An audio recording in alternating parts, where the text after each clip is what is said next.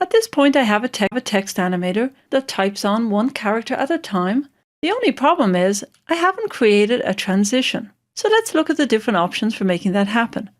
To create a transition, I need to make the text invisible at the beginning of the animation. Now there are a number of ways to do this. One option is to move the position even higher so it appears off the top of the composition. That may not work for everything. Let's bring our position down to the center actually. And we can decrease scale. Now we'll need to decrease it all the way to 0, so I'll just press 0 and return. Round preview. Now the characters will scale up one character at a time. And that will also create a transition.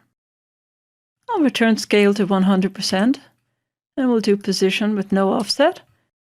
And a kind of a silly option is actually to keep increasing blur until it disappears. That will also appear to transition on the characters, although you will have to increase blur a lot to make it appear to disappear.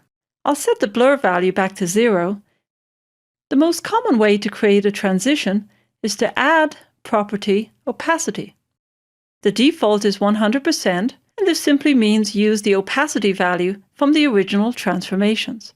If I reduce opacity to 0%, all of the characters that are selected will be invisible. As the animation progresses, they become visible because they're no longer selected. And there you have it. Opacity is probably the easiest way to make a transition. Now if you add opacity to the mix, you have other options for scale. I'll increase opacity just so you can see the characters, and don't forget that you can also create scale values that are larger than the original type, and no matter how large you create them, they'll always remain sharp. But that can also give a nice look. When you round preview, and we'll add a little bit of blur back in, and maybe a little bit of position. Remember, you can go horizontal as well as vertical. So let's say we bring it over to the left a little bit.